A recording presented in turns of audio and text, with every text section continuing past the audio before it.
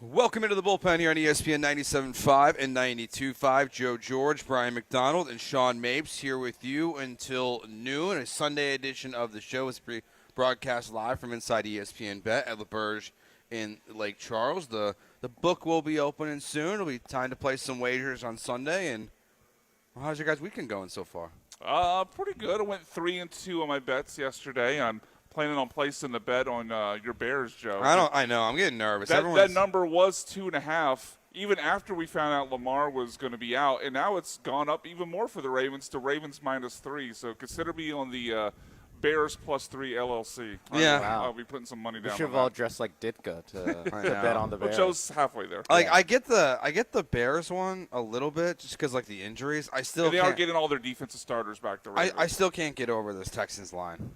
It hasn't moved. It's just, and Mac Jones apparently is playing, so that theory went out the window that it could be, what was it, Adrian Martinez? Yeah. Was that the third string? Like, it's just sitting there at 2.5, and I'm like, I don't know, man. Like, I guess we'll find out how smart Vegas is today, because I think we're all betting on the Niners today, because no one thinks the Texans are going to win. And I was going back and, like, looking through, like, this morning, just kind of doom scrolling Twitter a little bit, seeing all the negative Texans stuff. Man, it really feels like if they lose today, that things are going to unravel a little bit. Like, just going back through, like, some of the comments that D'Amico's making. I know we touched on it yesterday a little bit, but it just feels like the cracks are showing in a way that, I did not expect to see these at all. And it feels like today, like, might be, like, kind of a make or break point for this team unraveling a little bit here, Brian. Yeah, I think if this was a different ownership group, that you would probably be right. Like, all the signs are there of a team that's dealing with dysfunction, that's dealing with infighting, and a team that could really, like, kind of hit the skids. I just don't see Cal McNair. Maybe Hannah will be this way, but I don't see Cal McNair as a person to jump to rash decisions and, like, clean house, right? Yeah. Like at absolute most, maybe Nick Caley gets the axe. Not that would fix anything, but I could see that being. But not even this week. To me, that's like a late November, after Thanksgiving sort of thing. Like if this team was owned by the Jets owner, maybe by Jerry Jones. Like name some, whatever kind of quick decision-making. Amy Adams. Amy Adams Strunk, maybe, yeah, for sure. Hell, the Panthers with his off-the-reserve firing coaches. Yep. Like, there's owners in this league who I think would be Jimmy Haslam, a bad loss away from cleaning house. I just don't see the Texans as one of those teams. Yeah, to me, it's less like they're on the brink and or they're less like kind of falling apart at the seams. It's less about like there's actually going to be like firings and stuff. It's more just like this team is going to be a complete failure at the end of the season, where it's like they're not even going to be like, oh, they just missed out on a wild card, or oh, they lost the division but it was close and they lose in the first round to play, like where they take a step back, but it's like an understandable step back. Like we're looking at 6 wins, 7 wins, top 10 pick this year. That kind of like absolutely falling apart. The way we talk about C.J. Stroud with a very poorly timed, hey, maybe you want to get my extension done sometime soon off season coming up for him after I would this ask year. for it this offseason. Yes, so but David Mulligetta's got a different timeline. I think to me that's where it's like I agree with Joe that they're falling apart at the seams, but it's more just like the absolute, or it's not even absolute trust. It's like the kind of semi-earned arrogance that they've been operating with, the coaching staff and Nick Caserio has been for the last 2 years. Like this is where it's like, nope, you're one bad season away from being right back down where you used to be. Yeah, it's just I think it's just like a player revolt feels like it's coming a little bit. And again, not where I don't think anyone's going to get fired here at this point in the season. Like I think if Nick Caley was going to get fired, like I think unfortunately you probably had to put up 3 points. Or 10 points versus the banged up Ravens. I got news for you. They could put up 3 points today. No, I'm saying, but against the Ravens. Ravens, like going into the bye week, that would have been the 40 less points. That would have been that would have been the opportune time to fire your offense coordinator. Was at the bye week instead of now. Good point. So it's like you kind of they needed got a Thursday loss. game. What they got Bills. As a Thursday game, so maybe the kind of Yeah. like a bye, like we always hear about coming off a Thursday game, Yeah. would be the opportunity where if they put up a stinker at home against the Bills that they make a change. And I think that's either the week before or week after Thanksgiving. Yeah. Yeah, that like the seems about Thursday the before or timeline. after. Yeah. I am curious, like, how the McNairs will handle. I mean, and I'm not surprised by this, but like all the reports, not even reports, like what people are seeing as the people are walking into the stadium and getting ready for it today, is it's all red and gold. Like, 49ers fan base travels. Yeah. Like, and it's one of those, yeah. Spoiler alert for next week when they host the Broncos. It's going to be, yes, what, blue and orange? yes. Like, the only time it won't be is like when they play Jacksonville at home the following week. Yeah.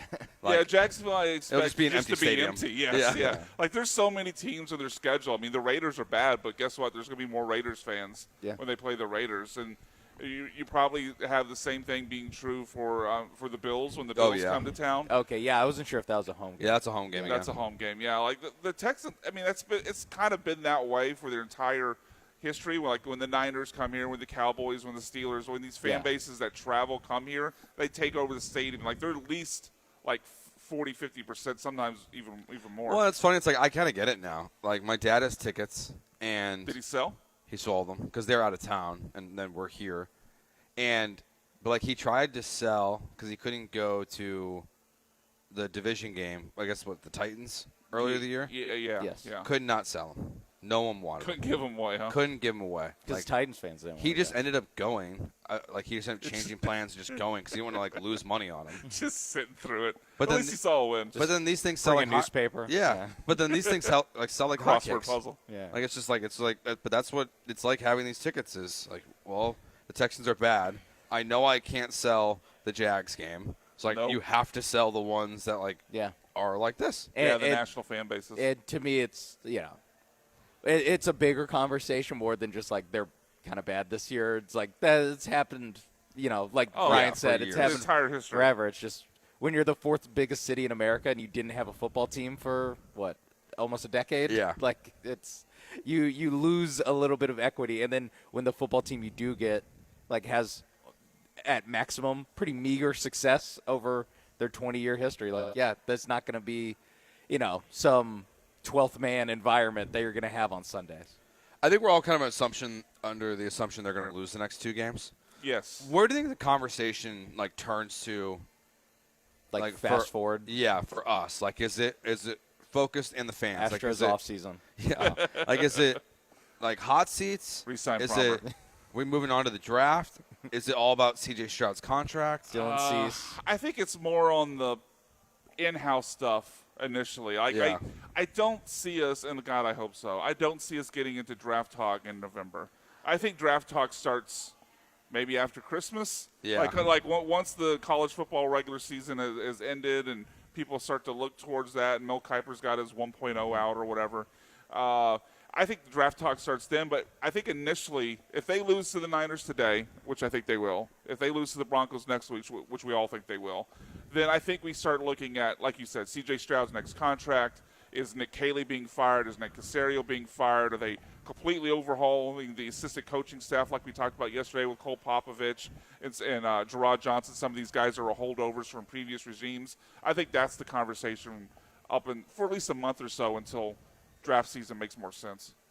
Yeah, I mean, I know because Dell and I have talked about it that it's like the next loss of this 3-game stretch will introduce Tankathon Mondays, but I think that would just be a quick one. Like we're not going to get too in deep. I think it'll just be a quick visit to Tankathon and just to talk about whichever. We need a catchy hashtag for whoever's projected to go 1. Yeah. I don't know. I don't even know who's projected to go 1. Mendoza, I guess. I mean, that's the thing. They don't need a quarterback. No. Normally, you do that with quarterbacks. Maybe that Utah offensive lineman's projected to go top 10. Maybe they do need a quarterback. Yeah. Didn't Brandon come up with the hashtag? Something you. Yeah, something that rhymed with Ute. Yeah, I don't remember what it was either. That's all right. I mean, the Texans shoot for the Ute. It might have been close to that. Honestly, that's problematic. I mean, like they're gonna be picking like 6 through 12. So it's not even like that's what sucks too. Is like they're not even gonna have probably like winning 6 games. Like they're not. Yeah, they're not even gonna have like an exciting draft pick. I mean, what like, they're already 2 games up on the Jets, and I don't think relinquishing that lead. From a game up on the Titans. Yeah, with a tiebreaker. With a tiebreaker. From like a content perspective, like I would much rather have the first pick than like the 100%. 8th pick. Yeah, definitely. Or like even like third. Yeah. Third is better because then you get into some some lovely draft what-if scenarios. Yeah. I love a draft what-if. Well, what if this guy's out? Then what? What if someone loses their mind and drafts? If quarterback goes 1-2, then Yeah. So, yeah, I think it'll be interesting. I mean, again, like how I was saying that I don't know if there's like a real like big quarterback or anything that you're missing out on. Well, good news. You don't really need one. So, in theory, you'll get some better players dropping because there'll be, a team like the Jets or whoever that are desperate for a quarterback that are picking ahead of you. So you can get a pretty good, pass rusher. Oh, bad example. Don't really need one. well, unless you, I mean, let's Replace Daniil Hunter? Yeah, but say Dylan Hunter might be a trade target. There we go. That's something to talk trade about. target. Oh, yeah. Trade everybody. Well, that's away. only for a week. Yeah. Is that really? Yeah. Well, yeah, the deadline's November 4th. Oh, okay. Yeah. But like I would like to see Daniil Hunter get traded if you lose the next 2 games. Yeah, I mean, Like- what's it's he got extended, but it was more just like a pay raise. Yeah. right? Is this season plus 2 more? Is that what he's under? I think so. No, I think it's 1 more. No, it's Yeah, one I more? thought One I more. thought it was just another like 1+1. Well, still, Like, that would he be signed, attractive like, to whatever team you Yeah, trade him to. Then he'd absolutely. be under team control. Yeah, I was just thinking dead cap wise for the Oh, Texans. sure. Like, Yeah, I think, but it's always weird with like the trades because like when you even look at those websites like Spotrac and everything, like you have to expand it to get like the trades because Yeah. like it's like they only showed you release. yeah, it is crazy how the NFL is the most popular sport in America, and most of the fans and like people who talk about it are like, you need a PhD to figure out how the salary cap works and Yeah. like the ramifications for trading and cutting people. I think like the main conversation after the deadline is going to be focused around CJ because like we all know like Mulugeta's going to want to get him paid. CJ's want to get it paid. Not exactly a platform year. I'll say. Yeah, but like no one's going to want to pay CJ Stroud. And like No. there will be people who will say just pay him now to avoid what happens to the Cowboys, but it's like I think pretty much like once Yep. like your season's over, it's just like to me like almost anything that like when the season's over, like anything that happens in the game, like almost like doesn't matter outside of what CJ Stroud does. Once the season's over, like once like you can't make the playoffs Once you anymore. go to like 3-7 or Yeah, whatever. it's like it's just like all that matters is like how is CJ Stroud performing? Is he getting worse? Is he getting better? Like, is he worth contracts? Like I know you're not sure. Well, no, like even then, though, I mean, I could just feel this coming. Like even then, though, we're going to get a call. Like if we started like, well, C.J. Stroud's really played well his last 3 games after a 3-7 start. We're going to get the phone calls like, well, he only started playing well when it didn't matter. Like, Yeah. when there was no pressure to perform. Like I don't even think playing well. Let's play out the hypothetical. They start 3-7, and he plays well, so they would have 7 games left. Let's say he plays really well in 5 of the remaining 7 games. There's still going to be a lot of what ifs, especially if like a bad game was against the Chiefs, right? Yeah. A bad game was against the Bills. Yeah, 'cause they that have- would be, I would yeah. still be like, oh well, you killed the Lambs, but you Yeah. know every time you face a top team in the league, you fell apart. Like I don't think the questions would be answered. Yeah.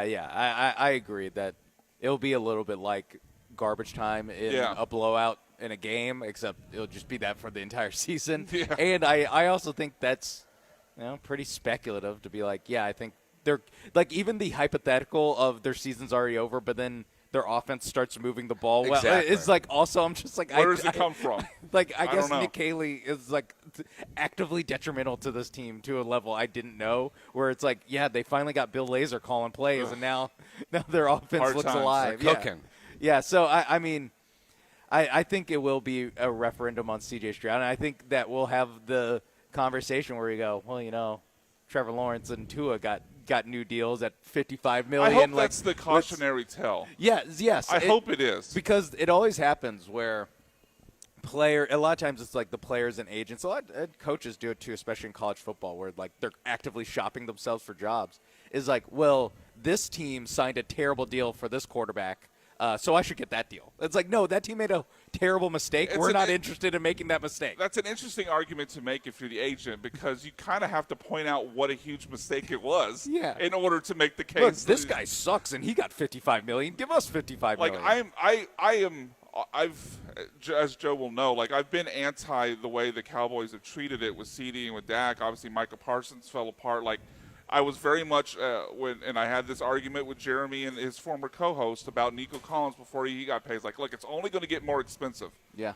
But I think this is a unique case with C.J. Stroud because the money you pay Nico, the money you potentially would pay Stroud, so much different. Like, I'm not going in speculative $60 million with C.J. Stroud. Like, I'm willing to eat a few extra million of a loss because his value went up if he's proven it. We're over the downside of he doesn't prove it, and now you're stuck in a Tua or a Trevor Lawrence deal. It's also, to me, he's proven that he's slightly better, I guess, and he's younger, so there's more upside than Lawrence and Tagovailoa, but he's the same. Like, he's in the same bucket of quarterback. I think that we can say that, where it's like he's not the rising tide that lifts all the ships on your offense. Like, he's more Goff than he is. Yeah, he's whatever he's a dependent talent. He's a dependent talent at quarterback, and those aren't the guys that you go out of your way. Hey, meet the satellites next time.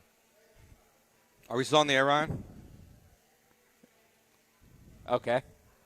No. Okay. All right, let's just go to break. All right, it's the Bullpen broadcasting live from inside ESPN Bet at LaBerge in Lake Charles. You're listening to ESPN 97.5. We're taking a break. Okay, that's cool.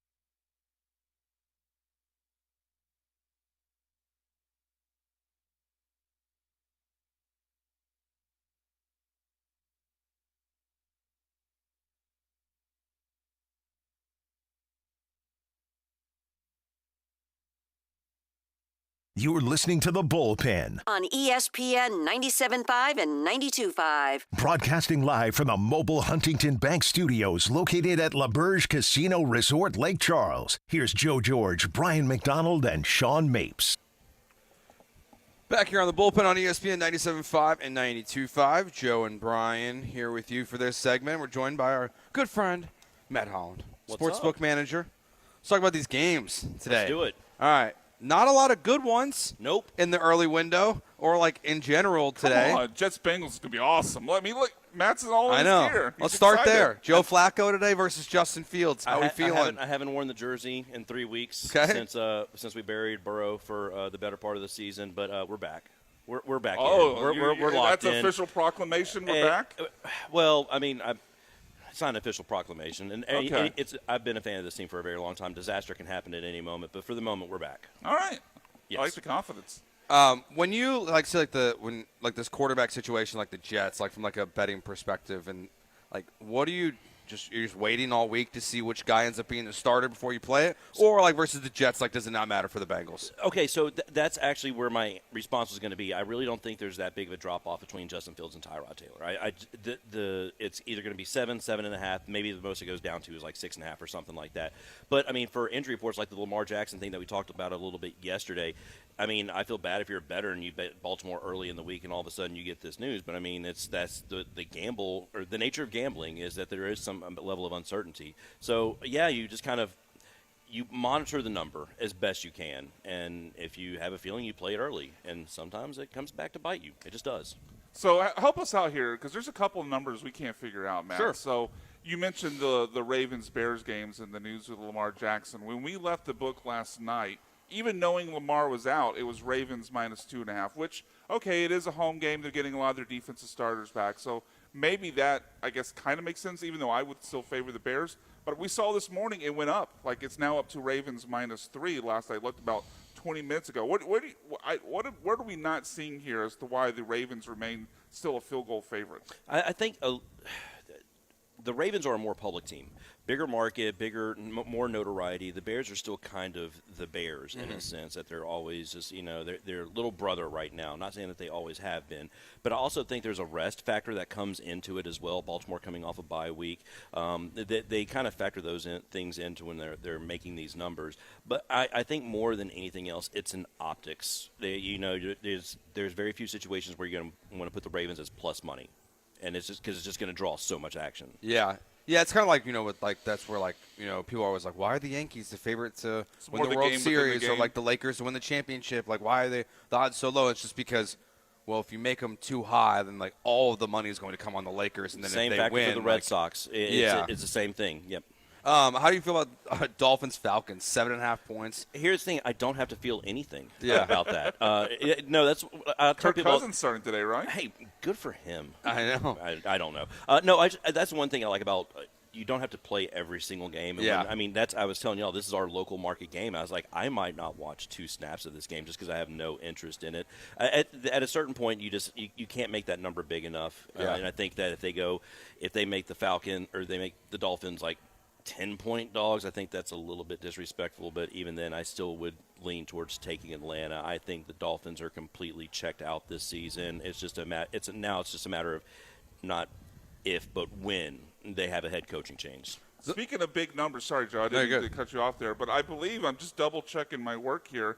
Oh, it's actually gone up because the last I'd seen was Colts -14.5 against the Titans. Is now up to 15. That's a pretty big number for the NFL. What do you think on that? I think that's a low number. But Still too low? Yeah, but there's kind of a trend, and I forget the number off the top of my head about teams that are 14 or point more dog and their likelihood to cover. It's not high. You have to. Kind of like I said with the Dolphins, there's a certain threshold that you just don't cross, and 2 touchdowns is kind of one of the event horizon. Nobody wants to make a number bigger than that. But I think the Colts are really good, and the Titans are they're. How high would you put that number if you were just to make it yourself? I would actually probably go up to like 18.5, 19. Wow. I'd almost say 3 touchdowns. I'm with you. It's just like we just don't see it in the NFL. No, they're not going to. I think the highest number I've seen in the last couple of years was, I don't remember what game it was, but 17.5. Like that's the highest number I can remember. I remember there was one time I saw a 16.5 or a 17 for I think it was a Peyton Manning team versus a winless maybe Jacksonville or something like that. It was grotesque, and they still won by 3 touchdowns. Yeah, I mean it's like you're used to seeing those numbers in college.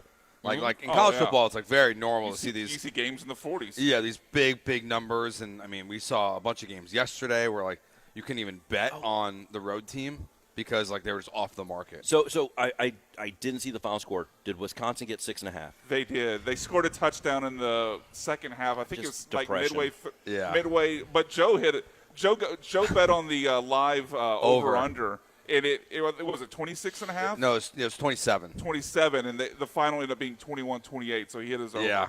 But unfortunately, Sean missed. Wisconsin scored 1 touchdown. That was it. I thought Oregon, like even though it was like 7-0 at halftime, I was like, I think Oregon's probably going to score 40 points in the second half. They didn't do that. They still got enough. Because they kind of just controlled. Wisconsin helped. Yeah, they kind of just like controlled the clock the rest of the way. A&M did. And, yeah. Oh, you were telling us off air. I don't know what you want to say about it, but a lot of action last night on A&M. Not a good result for us. No. Can't get into the details, but I'll say it was bad. Yeah.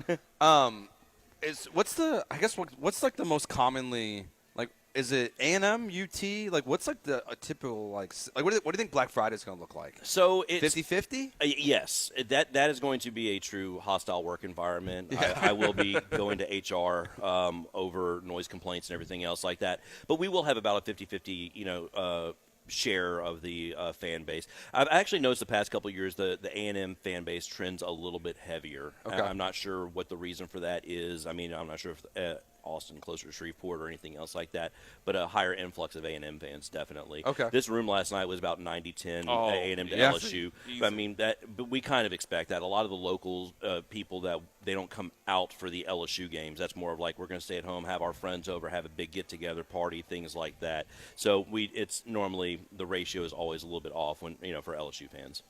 Probably the best game this weekend, I would say, is probably Cowboys-Broncos. Like, Cowboys are putting up a lot of points this year. It's a 3.5-point line. Well, we have Packers-Steelers as well on I Sunday was going night, to say, but- I think that from a media standpoint, probably Packers-Steelers, Aaron Rodgers playing Green Bay again, that whole narrative. But from an entertainment perspective, I mean, it is probably Dallas and Denver, as much as it pains me to say it. I've never been a Cowboys guy, but the team, that offensive team it's pretty – it's entertaining to watch, and I think the clash between them and Denver's defense is going to make for something. Ultimately, I think Dallas's defense can make anybody look like an all-pro, so I kind of expect this to be an overplay for a lot of people. But, yeah, I mean, they'll have the late window pretty much all to themselves because I don't think anybody's going to want to watch Bucs Saints or Colts Titans. Probably those games will be over pretty quick. Yeah. Taking it back local, Matt, another number that the three of us have kind of given side-eye to is the Texans remaining a favorite against the Niners. Maybe that is just us watching the Texans' offensive struggles too up and close to see what is actually going on, or maybe it's just an over-trust in the Texans' defense. But Niners still starting Matt Jones. They're, I believe, 3-point or 2.5-point road dogs. What do you make of this line? I still think that's the I think that people are going to look at the Texans and see a playoff team 2 years in a row, injured quarterback, yada, yada, yada. That's why the number is what it is. But I can't get over the job that Kyle Shanahan has done with that team, and I feel to me it's a stay away ultimately, but that's a market home team 3-point favorites, away backup quarterback in an away market, but that's going to be an ugly game. It's not going to be fun aesthetically. Yeah, I mean, and we're going to have it on the big screen with audio. So we're going to be front row and center for that game. I look forward to that 10-7 offensive shootout. We might be getting some requests. So, like, can we get this thing, like, one of the fun games? Yeah, like up Jets there? Bengals. Yeah. Now, the beer towels will be, out in full force, being like, we got to watch this game. We're going to do it the right way. With beer goggles on? Exactly. I mean, if Flacco and Fields just start going back and forth, like, we might just have to, promote it to the big one. No, I won't do that. I won't subject anybody to that. I am in favor of putting elite Flacco on the big screen. We're going to say elite Flacco? We're going that? You started the show He's saying back. they're back. He's back. All right. I mean, what's the number that you'd feel comfortable with? I don't even know if you can actually bet on this or not, for targets for Jamar Chase in this game. Because he got 23 So last you can't week. bet on targets, but you can Okay. bet on completions. Okay. And I said in the first quarter last week, I was like, Jamar Chase is going to break the franchise record for receptions in one game. If I had to guess, I haven't looked at the number. His over-under receptions probably is at 9. Okay. And Over. Yeah, Yes, I might over. during the break. Slant. Running over there. Slant. I'll load it up on one of the kiosks for you. That way you don't have to take too long on it. Yeah, it's just I think it's one of those, like, I look at, like, what he did with Jamar Chase last week, and I was just like, why do people not do this with all of their top wide receivers? Why is C.J. Stroud not just throwing to Nico Collins when he's out there 20 times in a game? It's awesome. But the crazy thing was, like, as I was watching that game, is like, how is he still running in space? Like, he is uncontested running wide open, and I couldn't figure out what the Steelers were doing. Now, obviously, I think the Jets are probably going to end up doing a two-man cover, double teaming him or anything else like that. But the luxury is we didn't pay our offensive line, but we paid T. Higgins. So if you're going to double team Jamar Chase, T. Higgins is just going to do the same thing with him, and he'll get the bulk of the receptions. All right, he is Matt Holland. Thank you for having us this weekend. We appreciate it. We'll see you in 2 weeks. All right, I'll be here. Good luck to your Bengals. Thanks, guys. All right, broadcasting live from inside ESPN Bet at LaBerge in Lake Charles.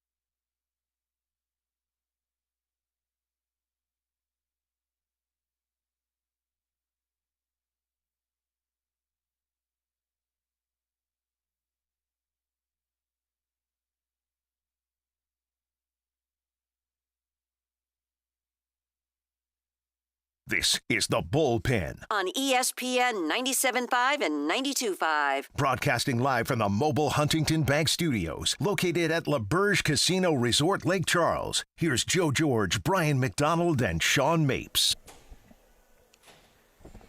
Back here on ESPN 97.5 and 92.5, Joe George, Sean Mapes, Brian McDonald here with you until noon. We're broadcasting live inside ESPN Bet at LaBerge in Lake Charles. We saw this place was crazy last night. It was a great environment. We saw, I was very jealous of the new fan cave sections that they have. Oh, those look great. Like I was, Very jealous. Yeah, we need to make a phone call and get in know. one of those for next Do time. we know a guy? I think we do, actually. I think honestly today's games might be bad enough to like we might be able to, like, No one else. No one wants a Texans Niners fan cave. we might be able to sneak in there for one of those because like I think it's The not gonna early be a slate very is good one. trash. Yeah, it's not good. I mean, like we'll do our NFL picks and we'll rip up our tickets in the next segment, which I don't think we have to rip as many as normal. No, I got two to rip. I think we had a solid weekend overall. But now that we're where are we at with Brian Kelly today? You think Brian Kelly's making it to next week? I think he's making it. I mean, there's a bye week, and then they play Alabama. I forgot if that's in Tuscaloosa, I believe. That's a tough one, I would say, for old BK to pull one out there. I mean, the thing is with the LSU situation is that the buyout is just so prohibitive that there might just be like, hey, listen, if we're gonna have to pay this guy $60 million, our season's already cooked. Let's force him to coach out the rest of the season so we can boo him more before we give him again like $60 million to go away. So I think that might be the situation we're looking at where he doesn't get fired, before November 15th or something like. Maybe at Alabama. Yeah, by the way. maybe like before the last game of the season or something that you bring in the interim just to get a little bit of a boost and getting a jump on the coaching market, although you're not really getting that much of a jump on the coaching market, but you are LSU, so that if they're helps. not willing to fire him after the Alabama game, the next two games after that are home against Arkansas, home against Western Kentucky. I think they win those games. So yeah. I mean, you think can fire him after a win. Florida just did that. Florida did that with Billy Napier for sure. Yeah. That was after still back-to-back wins, right? Yeah. After back-to-back I think wins. so. No, I think there's a loss in between. Well, I thought it was Texas and they beat their next week opponent. But regardless, I think he doesn't. I don't think he coaches the team next year. But I think they wait till they know they're going to get housed by Alabama. They get housed by Alabama. They'll probably win Arkansas and Western Kentucky at home. But that last game of the year at Oklahoma, if it's as bad as what we saw against A&M, even though I don't think it will be, A&M's a better team than Oklahoma, then that'll be when they fire him. I think they wait till the end of the year. Yeah, I mean, the only thing is like the only one is the Lane Kiffin stuff that's going on. There's already reported offers. Like, I mean, it's hard to figure out what's real and what's not. But like, people are saying that he's going to get $13.5 million a year offered by Florida to be their next head coach. So it's like, are they being that aggressive right now in negotiations with Lane Kiffin, trying to get him already done? So I don't think Lane Kiffin would take it now. I mean, he's got a team that's probably going to go 11-1. Yeah, I mean, this is where this is I think now With the playoff? I'm fascinated. Yeah. Because like this is like I think we've talked about this before. We're like, Brian Kelly probably takes the LSU job still, I think, in the expanded playoffs, if there was expanded playoffs, instead of being the number 6 team in the country and playing in a bowl game.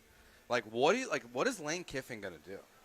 Is he gonna bail on his team before the college football playoff? I can't see it. I can't either. No, the only situation I would see a guy doing that is like the group of 5 representative. Like Yeah. in Memphis or something like that. if Tulane makes it and Summerall takes the Auburn job or something. Like that is the situation where I can't imagine like a power, not just a Power 4 conference, like a Power 2 conference Be crazy. coach jumping from SEC job to SEC job. Like I do think if you make the playoff again, except for group of 5 teams, but unless you're a group of 5 team, I do think that kind of means your coach is coming back. Like I just can't imagine. Like the timeline just gets so crazy. Yeah. Although I say that it's a little bit easier with the portal now not starting until January. That first playoff game is like December 20th, right? Yeah. It's in that range. So like you still, if you go one and done, maybe you still could. But then you're asking Florida or LSU to keep their job open for another month after their season ends. Because that's where it gets interesting. Like, because you can't really wait if you're Florida. Like, if Lane Kiffin goes on a run, I mean, like, unless you have it in kind of like the non-verbal handshake. Yeah, but then what if he agent. wins a national championship? Like, would he leave? Yeah, and like nonverbal handshake deal. Like, ask Jerry Jones how those go. Yeah. Michael Parsons, can't trust him on a handshake deal. He wants to get his agent involved. Yeah, ask how that coaching search went with the Indianapolis Colts a few years Yeah. back, right? Yeah. when Hey. Weirdo was in the bathroom for too long and Now- the deal got canceled. God rest his soul. I will say though, in 2020, Texas did let Tom Herman coach a bowl game. He coached the Alamo Bowl, and then they fired him and hired Steve Sarkisian like on January 2nd. Yeah. When he was the offensive coordinator for Alabama at that point. That's always kind of been like guys will finish out their season as OCs as they're starting Yep. at a head coaching job. No one's ever, to my knowledge, no one's really ever done that as a head coach. I think it would be a little bit different, but just as far as if you go one and done, there is precedent to keeping your job open late. Like, guys have gotten Major Applewhite at U of H got fired after his bowl game. So, like, it has happened before. Yeah. Do you guys view both Florida and LSU as obviously an upgrade for Lane? LSU, yes. Florida, less so, but yes. Well, I agree with that. Like, I Yeah. could see the appeal leaving to go to LSU. And I'm not just saying that because we're an LSU country. But, like, I honestly do not see where Lane has the Ole Miss job being for it to be an upgrade for him to leave to go to Florida. Yeah. I get Florida has the big name brand Yeah. bigger than Ole Miss, but I just and you're in Florida, not Mississippi. And I think but Lane can't go into Florida and get a kid like the day of NIL.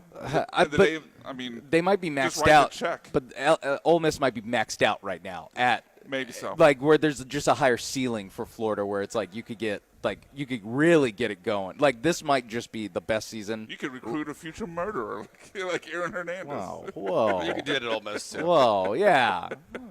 I do think like I was assuming that would mean he would have Lagway next year. Maybe. That would be interesting. Yeah, that could be what tips it, because Trinidad Chambliss, I imagine, has to be on his last year of eligibility. Yeah. He's a 4-year starter in D2, but who knows? Who knows, man? These guys might Yeah. play for like 8 years. Diego now. Pavia is 26. now what's happening within the G League? Yeah, with the Louisville kid. We're like, there's another one coming. He's played 2 years for the Knicks G League team, and he might be a Coug. Oh. Like, Well, that's great. I love the system. I'm like, if he's going to be a Coug. I don't understand. Like we're letting these guys play like professional basketball and now go back to Yeah. Like What's wrong it's with like, that? but like College sports isn't amateurism anymore, Joe. so okay. So, are we close? Do we like you're a 7th round pick and you're like edit undo? I'm going back to college I mean, it didn't end up happening. for but, Shador. Well, I was going to say that with Shamar Stewart. Oh yeah. Yeah, people seem to think. I don't know if Yeah, I guess technically it that is possible. I don't know Yeah. if that technically would have been allowed, but I could see that thought process. Like, you know what? We're just not going to reach a deal. I'm going to go back and take $3 million in NIL money and play this back next year. Honestly, like I'm kind of for it. Like the chaos it would cause would be very funny. The drama. Well, of it would be like the baseball draft. That's how Yeah. the baseball draft Yeah, works. ba- Where yeah, you exactly. draft someone out of high school, or I think even you can draft them after 2 years of college, and they can take a look at your offer and go, Nah. no thanks. But then they're stuck in college for a certain amount. yeah, of time. yeah, it's basically. I think it's At least if you it don't used to go be- out of high school, you have to do 2 years of college. If you don't go after 2 years of college, you have to do the next 2 years of Yeah. college. I think that's how it works. I think- I yeah, could be I wrong. thought it was 1 and 3, but But either yeah. way, Yeah, like there's the weird JUCO exceptions and stuff. Yeah, but, yeah. Okay, last thing on this. I just want to play out this scenario. Okay. Ole Miss Yep. is ranked 12th because they lost another game, Okay. and Lane Kiffin has taken the Florida job. If you're the college football playoff committee, Do you leave him out? Like you leave out Ole Miss like because it's Kenyon Martin because they're breaking his leg. Yes, because what's his name at Florida State when he got yeah. out? Let but Travis. are we Jordan Travis? treating the coach the same way we treated Florida State? It depends who their interim is. Yeah, No, I mean, I'm just Like are Pete we- Golding. Nah, leave him out. Like I think that's the scenario though, right? Like you leave them out of the playoffs. I mean, right? the precedent's It's unfa- already set. It's Like, unfair to the kids. You're willing to exclude teams for players being hurt. I would not have – look, I could make an argument for why you should still let them in, but I could see the argument for, leaving them out. I would have no problem if they said, like, look, we don't know what team you are without Lane Kiffin. All right, let's get to our picks for the weekend, and we'll rip up our losers. We'll do that next. It's the Bullpen broadcasting live from inside ESPN Bet at LaBerge in Lake Charles.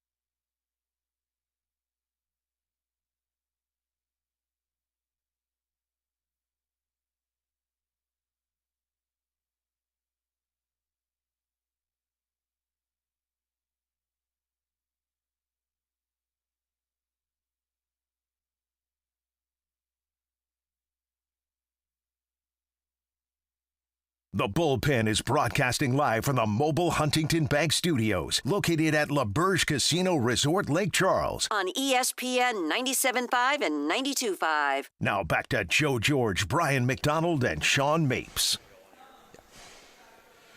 Back here on the Bullpen on ESPN 97.5 and 92.5, Joe, Sean, and Brian here with you until noon, broadcasting live inside ESPN Bet at LaBerge and Lake Charles. Come on out on your weekends. It's a great place to come and bet on your favorite teams. All your Houston teams you can bet on. Awesome environment for the college games. Even yesterday, like having the UFC fights on was a little strange, especially because the main event ended in an eye poke. It felt very WWE. Yeah, like very deflating. Like Yeah. you could tell like people were getting like This there's first round too. Like we Yeah. hadn't even got into the fight yet. like there was a couple people, a couple tables that were pretty heavy into UFC. It kind of was deflating for them, I would imagine. Oh, I'm sure. I mean, we were a whole day around. we it, were and trying it to was an figure out eye if like the over under counted or not. It did not. No, because it It was was ruled ruled a a no no contest. contest. So Ah. there no bets won, or at least on that fight. All right, so what are we doing here? Because this is your guys' show normally. So we're just Okay. picking against the spread or straight up? So there's this four- is Cam's baby Yes. So there's 4 straight up picks, and then the last one will be against the spread. Okay. Yeah. Okay. So you want me to do it? Would you like to update the standings? Oh. I feel like I would like you to update the I don't standings. know- I don't know if they've been That's all right. I updated. already have them up. Okay. I set that up in anticipation. So I went 5-0 last week. Congratulations. Nice. So I'm now in second place behind Cam. Cam's in first with a 20-10 record. Mapes last week went 1-4, Joe. Yikes. Because I So- disagreed with Brian on Yeah, all but so one. he is now only one win ahead of our last place loser of John Belmer, who is 10-20 on the year. But I'm 6 wins ahead of, Okay. or 6 losses ahead of him. You're 6 losses ahead, but only 1 win ahead. Yes, I think what we're gonna do is You I'll have pick to do win percentage. No, I'll pick one extra game for Okay. 5 weeks just to get back To on. catch up. That makes Okay. sense. Yeah, That yeah. makes I think sense. we'll do that starting next week. Yeah, but there we go. That's I think how we solve that. All All right, right. so first game, Sean, go ahead. First game. This game we talked about a lot so far. I think we're all on the same side, but it's Houston and San Francisco. Yeah. Yeah, we could go ahead and type in SF Straight- for me too. Yeah, Yeah. Straight up It- San it's Francisco. it's a sweep And for all of us. 'Cause yes, Cam and John also. Cam, have San John Francisco. also on San Francisco. Next one, Baltimore and the Bears. I feel like I'm going to agree with Joe here. Yeah, Bears. I'm not picking against the Bears. It's always the Bears. The Bears. The Bears forever. Cam also on the Bears. John also on the Bears. Give me the Ravens. You're taking the Ravens. You're a lone wolf. I'm Wolf. Traitor. Lone Wolf. Traitor. That didn't work well for you last week. No, it didn't. But hey, the system is the system. Let's go with the Steelers. It's in Lambeau, right? Believe that's correct. I really wish we would put ats here. Yeah, that would but be helpful. Pittsburgh, Green Bay. The return of Rodgers. Pittsburgh. It's in Pittsburgh. Yes. Oh, that's useful information. That is useful information. I won't change my pick though. I'm going with the Packers. Joe. Man, this is a good one. I'm gonna go Steelers. All right. I'm trying to see which way. Okay, Johnny Belmer picked Pittsburgh, so I'm going Oppo. He's 10-20 in the year. Give me the Packers. There we go. Johnny. Well, I also picked the Packers, and I'm 1 win ahead of John. But you're not in last. 4 losses You're ahead. yeah, So. yeah, exactly. There's a difference here. Next one up. Patriots. Patriots. versus the Browns. Patriots. Patriots across I don't know the why. board. I don't know why I can't put this one on the board. It's too easy. Browns fans take a screenshot of that and No lone wolves here. wait until after the game. And this one against the spread, Broncos are 3.5-point favorites at home against Dallas. Who is y'all's pick? I'll go Denver. I'll take Denver minus 3.5. Same. Denver minus 3.5. I think anyone who plays the Cowboys is going to put up 30+. Yeah. And that Broncos defense is legit. Broncos across the board except for Cam as the lone Ooh. wolf taking the points. The guy that's at the top of our standings. I can I'm a see. little worried. I can see how 3.5 in a shootout like that. Yeah, the half sometimes Yeah. weighs heavy. So I can see that, but I'm not sure how much of a shoot. Although Dallas kind of scored on everybody. Everyone scored on them, but they scored on everybody. Except for Joe's Bears. Yeah, Sure. the best defense in the league, as That's we all right. know. Facts. That's right. Too bad they don't have any defensive backs. That's true. Tyler Huntley's going to make quick work of that. Pro Bowler Tyler Huntley. Exactly, my guy, Tyler Huntley. All right. Oh, wow. Now My is God. that time where At least for today. when we're here on Sundays, we say goodbye to some of our dearest friends, aka our We tickets. need we need arms of the yeah, Angels we, playing. we need Brian, if you could some, pull we need that some up. sad music. Yeah. Everyone Hurts by REM. That'd Yeah, be whatever fine. you That'd want. be fine. So I'm gonna. How I long found will they these, mourn me by Tupac? that are very old, and they lost anyways. But I'm gonna say goodbye to them. Okay. Over. It's literally over 47 in the Texas versus Ohio State game. Yes. Loss. Yeah, that was the loss. That was- I was that on the was other side of that one. Not a sweat, I would say. Notre Dame. Final was 14-7. Yeah. Minus 2.5 versus Miami earlier in the season. That was a long time ago. Who won that one? Loss. Oh, okay. yeah, Miami won that one. And then my 2 losses from this weekend. Well, I lost my Rockets tickets minus 6.5 from Friday night. That lost. The Pistons game? Yeah. That lost. I lost. can't find the ticket. I'm glad they lost. I'm glad I got here too late to join you on that one. Yes. Because Would I you- would you have. placed the same bet? I would Yeah. have. Yeah. Over 56.5, Oklahoma State and Texas Tech. Final score 42-0. All Loss. Needed Texas some Tech. participation. All 42 from Yeah. Texas Tech. Alabama minus 11 versus South Yee. Carolina. They won by 7. Loss. Was that a situation where once you saw that you weren't going to cover there late, you were just rooting against Alabama out of Yes. spite? Yes. Yeah. I was okay. hoping for South Carolina to win. Yeah. Yeah. That I think that's a I was That's like, a healthy that's a mindset. move I that was like, that's a give me- common better move. yeah, I was like, I want to see. I mean, because I don't like Alabama anyway. So I'm yeah. like, I was kind of like, if you're not going to make me money, if Lenoris is Yeah. going to like knock him out of the playoffs, at least make it worth it. And then didn't get that either.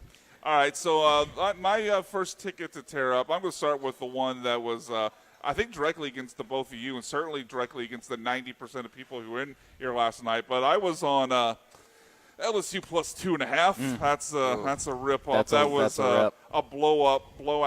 What A&M winning by, like 3 touchdowns, 4 touchdowns? it's It was such a blowout that we left early. Yeah, exactly. We didn't even stay for the end of the game. On the other ticket I had to tear up, and this was going – these were actually going for that stat of teams playing back-to-back conference road games in the SEC and how they do the next week. Well, for the Sooners, it didn't go their way on that one. I had the Sooners minus 4.5, and Ole Miss whipped that ass. That trend actually didn't do very well today. Well, it still yesterday. hit for Vandy. It still hit for Mississippi State. Yes, but the other 3 are all. Yeah. Okay, mine against the spread. Yeah. Mine, Colorado, because I wanted something to bet on at night. Coming off a bye week. How big of a spread was that, Sean? You did it was money line. Yeah, it was a 10-point spread. Not my concern. Colorado money line. Coach Prime. They almost won, though, right? What is winning? What is losing? Are they winners in life? Was it Are they? 56 Do you even to 7? care Is about that the what I- players? 53-7. 53-7. So how did 40-0 at halftime. Did you watch any of that last night? 40-0 at halftime. No, That's all I can tell think you. I think Sean gave up before we left the bar because I think it got up to 17-0. He's like, all right, that's okay. Yeah. I was like, I'm done. At 17-0, I was out. All right, so that's a rip. Yeah. Close though. Close. Though. I'll take it again. Almost I'll take had it again. Over 67.5. Baylor at Cincinnati. That one got to 61. Oh. And Cincinnati had a 5-minute drive to run out the clock. Great stuff by their offense. Would have liked you to score instead and get me over, but there we Wow, go. you got that right up in the microphone. That was I nice. want to get the audience, No, it was well done. It's a little wanted to- ASMR. Yeah, exactly. My favorite bet of the weekend, One that unfortunately, you're about lost. to tear up. Yeah. Team total, Wisconsin, under 6.5. I'm so sad for this I one. pulled it up on my phone when I saw that they're driving. I'm more sad about this one than the losses I had. I was rooting for this to go through. Yeah. They scored a touchdown in the fourth quarter to lose 28-7, 21-7. 21-7 to Oregon. Their first, I will say, I'm happy for I'm not actually, but the first Badgers touchdown in almost 3 games. That's 3 crazy. games they've scored 7 points total. They got Unbelievable. shut out in back-to-back games coming into this one, I and they think, scored a touchdown. We might have to find one of these every time we're here. Oh, Just yeah. the lowest team The total. lowest team total we could find, and as a group.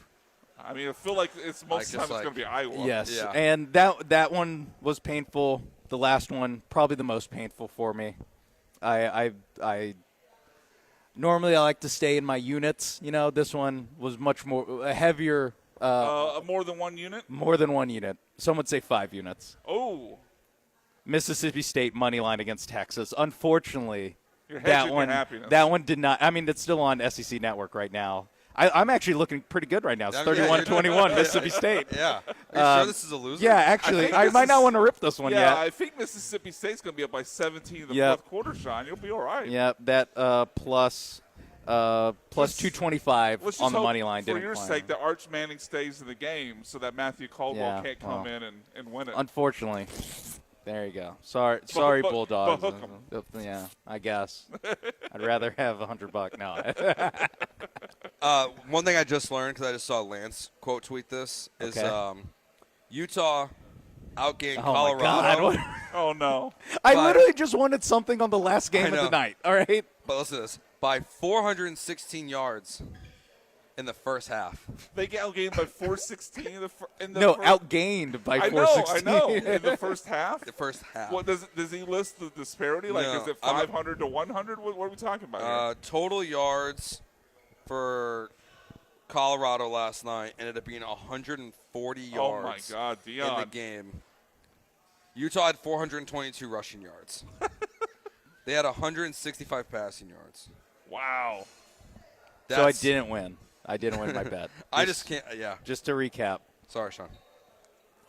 It's an extra little tear. All right, let's talk more about what's coming up today here in the NFL. Sean's just going to be ripping all break. Confetti. All right, it is the Bullpen broadcasting live Spray it around like LeBron at the check-in table. from ESPN Bet at LaBerge in Lake Charles.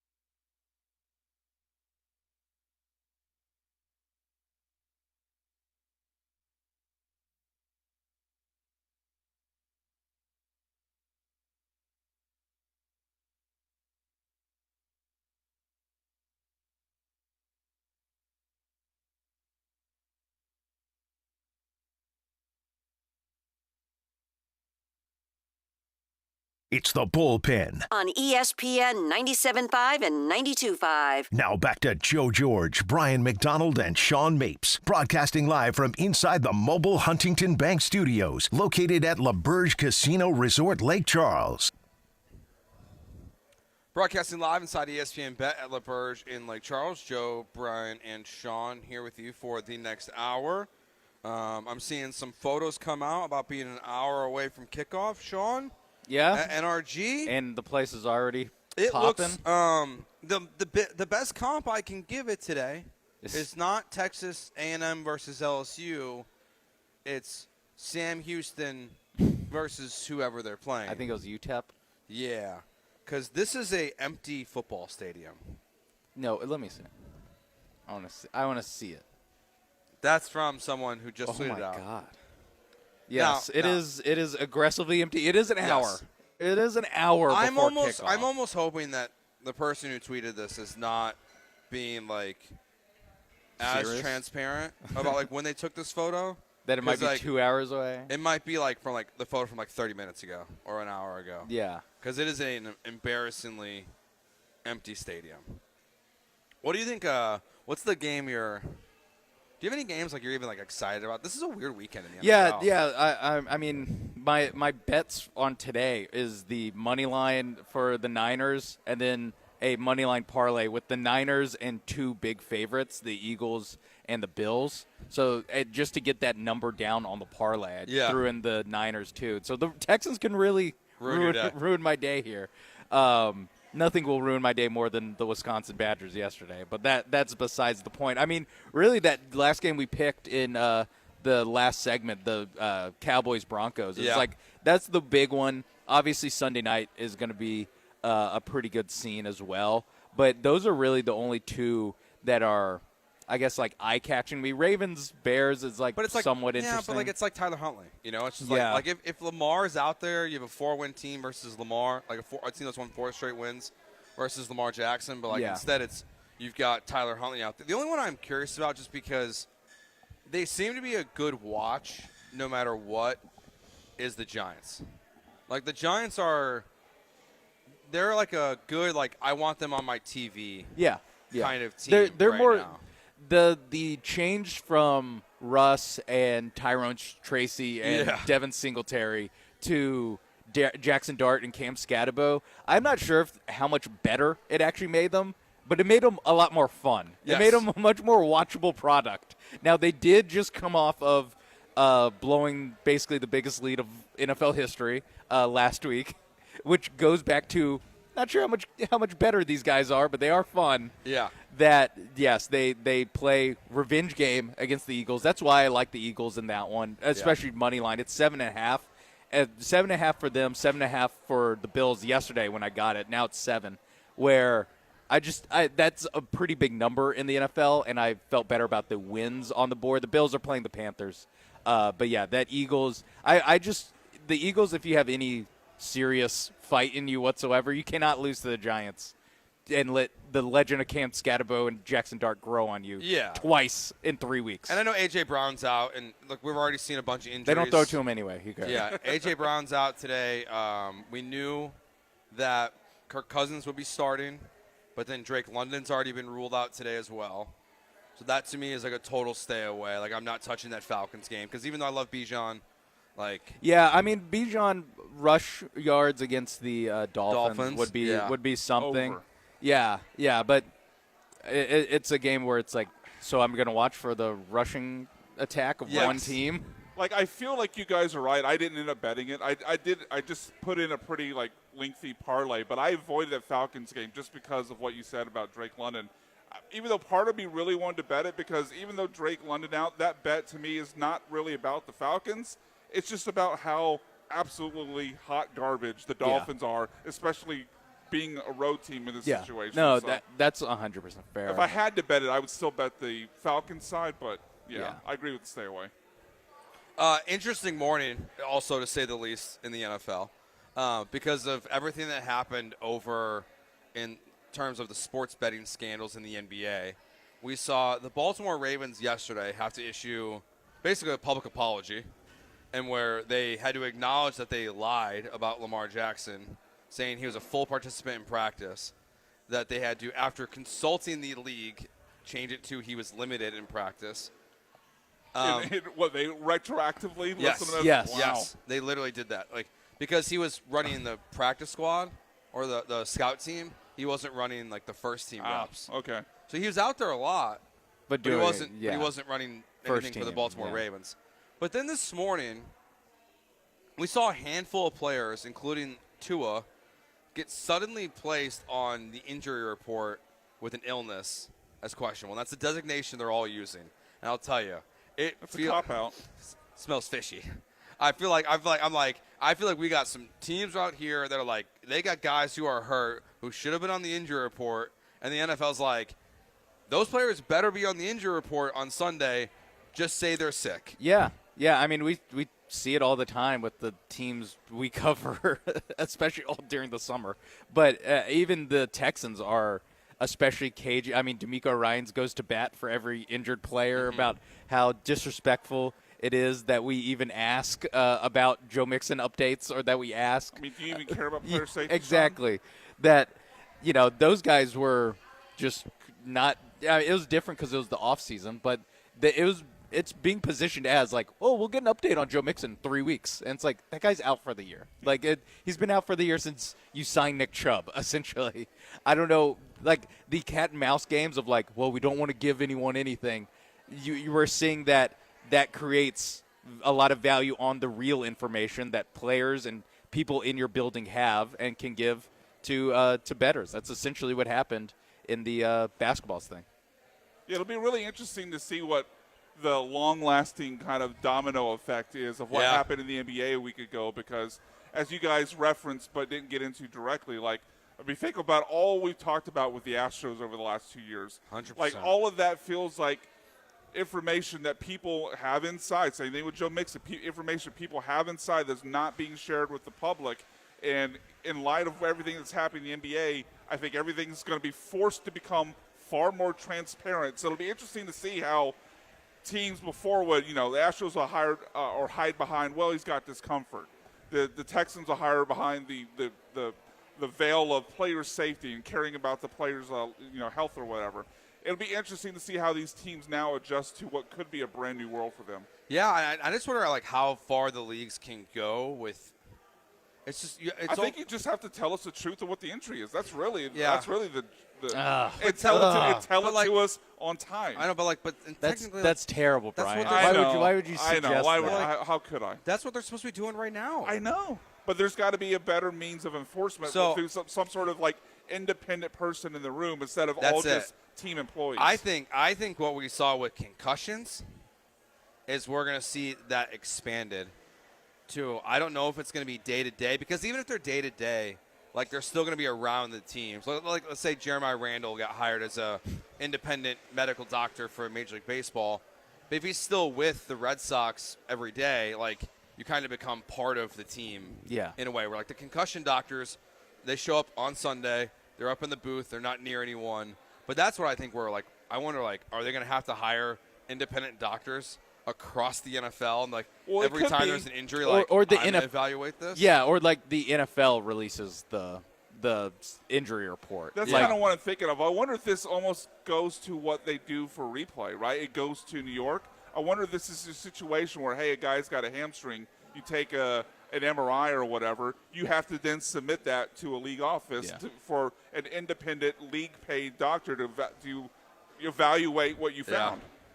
I mean, I think we're setting up for more honesty and more transparency, and then I think we're going to see bigger punishment. Yeah.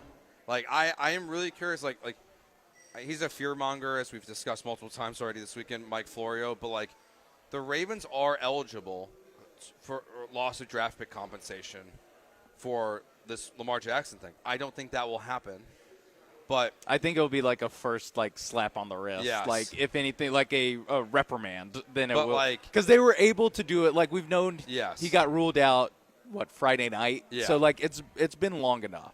So, like, that's where, I could, is there, if the NFL wanted to send a message, this is your chance, this is a big-time player who has been in and out of practice all week. Yeah. You want to, tell teams, please stop doing this. Take away a fifth-round pick or something like that. I don't think they will for this example, but that's where I think you have to, more transparency from the teams, and then when they break it, I think you have to go after them pretty hard. But yeah, it feels something that's going to be difficult to police. But I mean, because of the I think the culture of how insular these organizations are. Like, you're going to have to break people out of this is the way we've always done things. Something they've been doing their entire career.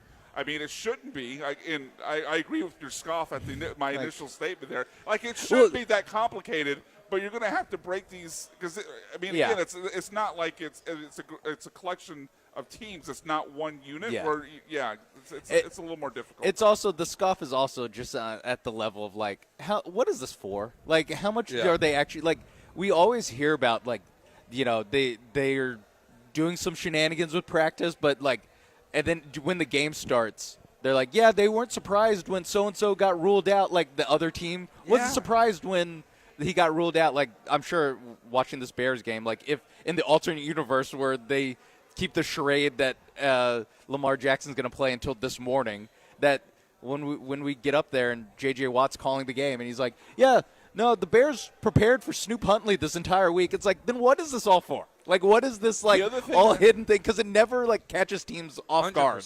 Well, the other thing about that is, and why it annoys me when teams play this game so much, okay, let's pretend you're the Bears for a second, right? And you're ready to stop Lamar Jackson. You're ready to start Lamar Jackson. You then find out, it's actually Snoop Huntley. Okay. Like, our job didn't get more difficult. Like, that's why I never understand whether it be this with an injury or sometimes you see this at the beginning of the year where, like, I don't know what quarterback's going to be our week one starter. Like, unless you're going from the worst quarterback to the better one, you're not creating yourself an advantage. So when it's a situation of Lamar to Huntley, there's no advantage that the Ravens gain by doing this. Like, the Bears are not like, oh, my God, we spent our whole week preparing for Lamar, and now it's Snoop Huntley. What do we do? I even think just like the line, like when they try to say like they're worried like teams are going to go after an injury, I think that's so overblown. Like, okay, like everyone knows like ex-quarterback has a knee injury. And they could see it if the guy's limping. So and they know more than like we know. Like you know, like the players on the other team know. Like the teams on the other side of it know more than we do. So like they play these games and it's like actually you're only like creating a black market for information for people to bet on. Like you're actually not getting anything else. You're only creating a situation where multiple people get scooped up by the FBI on a Monday morning. Like that's actually all you just did. Congrats. It is official now. Again, all these injuries. We knew this. Inactive players today for the Houston Texans, Nico Collins, Christian Kirk, and Trent Brown, the big names. I don't know how they're still favored, Joe. They prepared all week for Nico Collins and Christian Kirk. Now they have Braxton Berrios. What are they going to do? I don't know. What are the 49ers going to do? They prepared for Nico Collins. Now they got Xavier Hutchinson. Yeah, Deommodore Lenore is just going to be. They really threw the 49ers for a loop. Yeah. I'm like double checking the 49ers right now just to Well, make sure. the Niners, it's also like they have 17 guys on IR at all times and coming off of IR at all times. I just literally don't know how the Texans score. Yeah, we already knew Brock Purdy was out, who's officially out. Yeah. Ricky Pearsall. Injury prone. Like, those Pearsall? Yeah, he missed time last year, too. He did miss time last year. The guy can't stay on the field. Yeah, the 49ers have a type. Yeah, you got to be on the field. Yeah. Can't do it. Don't get shot in the chest. All right, let's go to fantasy. Shotgun bullets are bad for your health, man. I've heard that. I can confirm. It's never happened to me, but can confirm. All right, we'll take a break here when we get back. Let's just go into fantasy land for a little bit. How do the Texans win today? We'll do that next year on ESPN 97.5 and 92.5.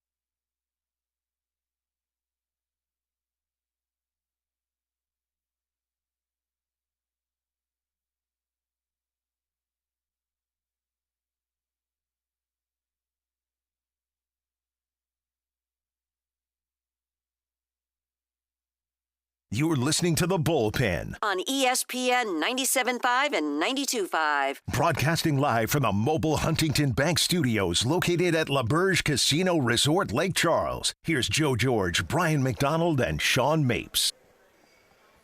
All right, guys. I got some breaking news for you guys. Sound okay? down. I'm all right? I'm making a change. When we go to break, I'm gonna walk into that sports book right there, and I'm betting on the Houston Texans. What, you Because just decided you want to throw money These away? morons from San Francisco tweeted, "Houston, you have a problem." I can't support Oh, them. I that can't cannot support abide. I That can't cannot support them abide. now. I No. can't support the 49ers. I'm not really. You going to rip up your ticket? No, I haven't bet on it yet. I'm behind. Well, don't you have a 49ers ticket? No, I haven't done it yet. Oh, okay. I'm So like, just I'm Sean like, and I. I'm Okay. very behind on everything right now. I've not made a single bet for today. Really? I need to go do it. Like, I'm just like I'm running a little slow. You're going to run out of time because you got a 3-minute break. That's That's the biggest you window can always, you got. You can always live bet them. Yeah, that's true. You can live bet. Because it's a live bet, but the game is kicked off. Yeah. So it's the exact same thing as before. Pretty So, much. how do the Texans actually win today? Like, what does a win look like for this I'm team? glad you told Ryan this is a short segment because I don't know if we have much content here. Christian McCaffrey gets hurt. I think that'd be a good way for the Texans to win. No, I mean, I think the truthful answer and what the odds of this are is up for debate. But it's what we saw against the Titans. It's what we saw against the Ravens. It's you hope you can beat up the backup quarterback with your elite pass rushers, maybe the best duo of pass rushers in the league. Secondary plays tight like they're capable of doing. Maybe they actually press. I know that's been a back and forth within the team and the coaching staff. They finally start listening to D'Amico. But I think they can out-defense the 49ers, force them into some turnovers. Saw Will Anderson actually score a touchdown himself this last week against Seattle. Yeah. So if they can keep the 49ers under 13 or under, Yeah. I think they can win a 17-13 game, something like that. I mean, the Niners, like, their pass rush has not been very good this season since Bosa and company started getting. I mean, I looked at their inactives of like 4 defensive ends on it for today. So, like, even this offensive line should be able to protect CJ today. Felt like the Niners got good pressure against the Falcons the other night. I know, but like the Niners are Falcons to me are one of those other weird teams in the NFL where, like, I don't know, you lose by 30 to the Panthers and then you beat the Bills. Like, I don't understand how one team can accomplish both of those things in a season. But, like, if they can protect CJ and give him time, we see how good CJ Stroud is behind an offensive line, like when he has a moment to breathe. And I could see him picking apart the 49ers potentially. Here's the thing, though.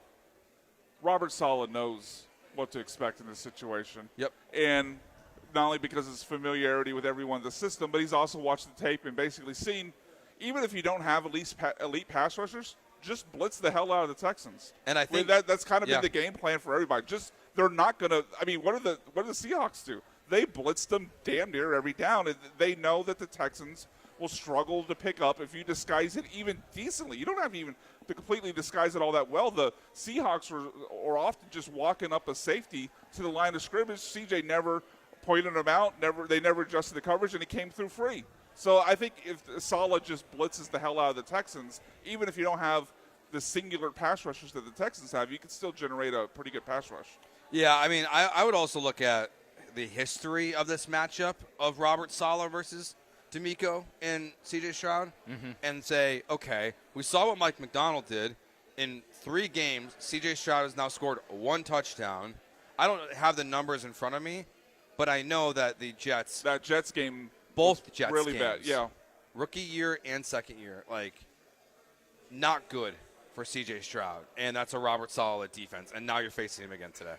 Yeah, I mean, it is just like the beat-up Niners are too beat up to do that. You know, like that is what it is that they had enough in the tank for Sunday Night Football last week against the Falcons, and they just can't, like, you know, there's only so much you can do, and a little bit of, like, they turn back into a pumpkin of, like, smoke and mirrors. And they do have Mac Jones going up against a Texas defense that is one of the best in the league. So there is a way that it's just a close game, and then when it's a close game, like, some fluky stuff can go your way. But, yeah, I like down to down. I I still just have more belief that if you're giving me very injured Niners team versus injured Texans offense. Still injured, yeah. Yeah, that the Texans offense is very injured. The defense a little bit less so. That, well, if one guy's going to figure it out, it's going to be Kyle Shanahan. And it's not just the Falcons game. I mean, this is a Niners team beat up as they are that found a way to beat the Rams. Yep. Yeah, that is true. One of the best teams in the league. In L.A., although it was mostly a home it's game. mostly San Fran But fans anyway. I have news for you for this NRG matchup. It's a home It's game. good to be a home game for a Bang Bang Niner game. It seems like big time, too. Like Is that going to get me suspended? No, you're fine. All right, who scores the most points down to the least? Texans offense, defense, special teams. Who scores more points in this game? Is it the special teams I'll unit? go special teams first. Special teams, defense, offense. I'm with you. Yeah, I think Stingley gets a pick 6 today. So I kind of feel like offense, defense tie special teams first. That's fine. I think That's fine. I think the offense and defense both get 1 touchdown, and the special teams gets 3 field goals. 3 field goals. Yeah. Wait, no, that's too many I was points. like, That's too many points. Brian, that's no, that's no, a Texans win. That doesn't matter. I think two extra points, one. Oh, there you go. There you go. That's 8. Because I was counting the extra points as and field goals as special teams. 8, 6, and 6. Does that work? 20? Yeah. That's 20 Yeah. points. Okay. That still feels like too much. But 20 is a lot. That really does feel like too much because it really feels like first one to like 15 might win this football game today.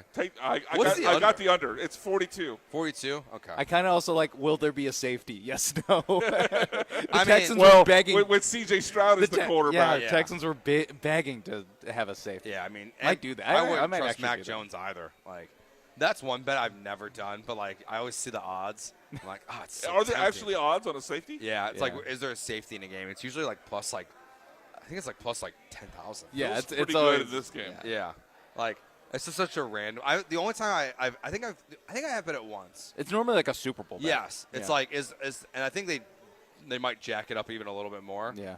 But like that's like the only time I would And there's normally. there's actually been a couple safeties recently, but the first play of the Broncos Seahawks one was a safety. right, yeah. Over Peyton's head. All right, let's take our next break here. It's Joe, Brian, and Sean. We're broadcasting live from inside ESPN Bet at LaBerge in Lake Charles.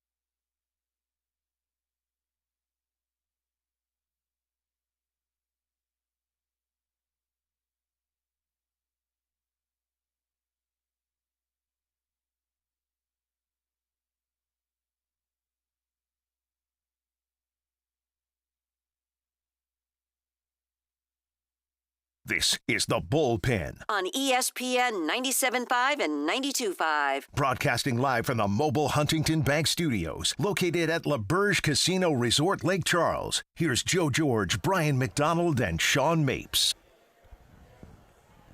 Joe and Sean hanging out with you for this segment on ESPN 97.5 and 92.5. We're broadcasting live from inside ESPN Bet at LaBerge in Lake Charles. We'll be back here on the 8th and the 9th of November, and then we'll also be back twice in December. It's going to be an awesome time in December because we have Courtney Stone joining us now, and, well, we got these big fan cave sections over here. And I know. they look incredible, and we're going to be here for the conference championship weekend in college football and the first round of the college football playoffs. So it looks very different since we've been here last year. I think it was in December of last year, Roughly, so like the end of yeah. the football season. Way different. Yeah, it's totally different. What's all the changes been like for you and what you've seen? We had the best facelift that you could probably ask for. So we have a whole man cave that's catered to, you could fit easily 20 to 25 people in there. And then you have a smaller one that could honestly probably fit about the same. So you have it's catered to big sizes and small sizes. It's beautiful. It's really, really cool. Yep. Yeah, major like FOMO walking past those last night, especially. It looked like it was mostly A&M fans in there, and they were having a good time last night. So walking past, I was like, oh, man. I want to go. yeah. Well, I mean, you kind of have a leg up. You probably could go join them, and they wouldn't say anything. Yeah, right. There's so many of them. I could have slipped in, Well, that's what I was thinking. Like, and then there was one with the Texas Tech group I saw last night. My only question, though, I was like, I see why you do it, but, like, everyone had, like, the one game on the 4 TVs. And I was like, man, I feel like if I had this experience, I'd want to have 4 different games on. Yeah. So you do get people that want multiple, and then you get the ones that are like, no, I want every TV the because same. it's in their control, right? Right. Everything in they there. They can control whatever they want to watch. And so you guys are already getting bookings for things coming up. It sounds like. I've already have people inquiring about the Super Bowl. Okay. Inquiring about the playoff games. Who are you rooting for? For college football, Notre Dame. Yeah. Okay. And I'm a Texas fan, so. Okay. Yeah. I figured. Might not hit you up for those playoff tickets. Yeah. Yeah. And you are. Man, so Kansas City Chiefs are always going to be my go-to. All right. Because I'm from up there, so I got to represent accordingly. Yeah. And then Texas Longhorns. Okay. Yep. There you go. So are you guys already booking then, or is it kind of like a hold up? Like, is there a time frame for events coming up in the future? Nope. Or the second they reach out, we respond to them. Cool. We start booking. We reach out the second that they email just so we can get ahead of it and get them booked. Because I've already talked to about 4 different groups about the Super Bowl That's about awesome. a month ago. Yeah. Yeah. So are you already talking like then March Madness too? Not yet, but I know it's coming. Typically, it's around November, December. People are going to start asking, and especially for even fantasy football, they were asking like 9-8 months before That's we cool. even did it. Yeah. So really, it is like kind of place. you gotta jump on it Yep. too. Mm-hmm. You gotta get down here. And how do people set up the fan cave sections? So we actually have a QR code on the TVs. They can ask your server any which way that you can go about it. We have it on lock to how they can get communication to somebody to get them a reservation. Okay. Yeah. And those aren't the only changes. The changes also go. We can actually use it today because it's beautiful outside today Yep. versus yesterday. But there used to be a gate all along the patio that blocked off the book from everything, and now it's completely gone. Yes, it's welcome to all walks of life, Cool. which is super exciting. We noticed a huge boom even before we completely officially announced it. You had all kind of kids, families, which was really cool. It benefited, I think, everywhere on the south side. It was really cool. And I feel like this, and maybe I'm wrong, but I feel like you can, like before it was more like you can't bring anything into the book or anything like that, but like if you have food from Johnny Sanchez, can you go sit outside in this area as well? Or we kind of marry the patios a little bit. We don't want to say no, but we do like to keep it, hey, this is Sanchez, this is ESPN, okay. just so we can promote the food that we have. But they're still great, but hey, if you want this experience, try this food. Yeah, because I was saying, like when you look out there, like you see it's not everything. you see all the way down. Yep. I mean, we get people from the pool that walk up to ESPN and want to order, and they'll sit and then they'll go right back out to the pool. I'm like, you can get whatever you want. I mean, makes sense. Yeah.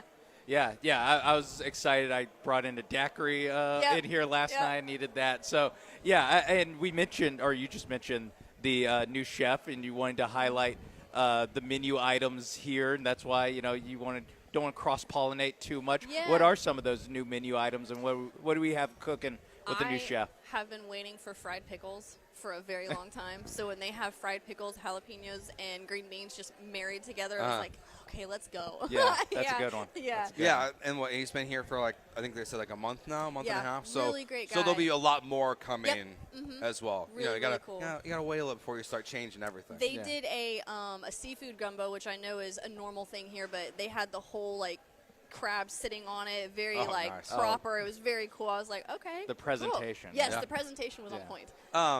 And it just feels like in general, like there's, I mean, the vibe here has been great. Like I know, like you guys have gone through like more changes than that. Like you have like a new marketing person and like what has just the last like 6 months been like here with all the changes for this location, the property, and the sportsbook itself? I think that in any kind of change that you're doing, it's almost like a relationship. You got to find that balance of what works for everybody. And I think what we're doing now is the best that you can do. So it's like the perfect relationship. So, they have their area where you can still have sports bettors and have that, 21 and up do what they need to do. But then all the families can be here too. So everybody kind of gets to see what everybody's doing, and it's cool. Yeah. Yeah. It's a very, I mean, it's fun. It's different. It is like weird, like, it's like you have to get used to it a little bit. Oh, like, yeah. When I see kids, I'm like, okay, wait, Yeah. are you 21? Yeah. And I'm like, okay, wait, hold on, never mind. Yeah. It's like it is a very different like vibe in that way, but you don't notice it at the same time. It's just like No. it's just kind of shocking when you first see it. Like, oh, there's Yeah. like little kids here. And you're like, And oh, they're but very like, proper, mature. It's kids that love sports, so they're watching it and they're being really like respectful. It's really cool. It's been a really good vibe. Yeah. Yeah. and then the other thing I wanted to highlight was the chairs up front again, because we Yes. talked about the ones in the back. So what's the difference between back there and then up front versus setting that up? So we added a different little style with 4 different new chairs just to make it a little bit more matching with everything in the Okay. room. But we also do cater that to like actual like restaurant cash paying guests and then sports bettors, so they kind of get their own perk based on what they're booking it for, what game they want to book it for, and they speak Sure. with the sports book about that. And then any cash paying walking guests, they speak with us. But of course, like we all work together on it. We just kind of cater to what the guest needs. That makes sense. Ultimately, yeah. All right. Well, Cordy, it was nice to see you. Of course, we I see you appreciate you again. having it on, Yeah. and we'll see you in a couple weeks. Cool. Awesome. Awesome. All right. It is the Bullpen live here from ESPN Bet at LaBerge in Lake Charles.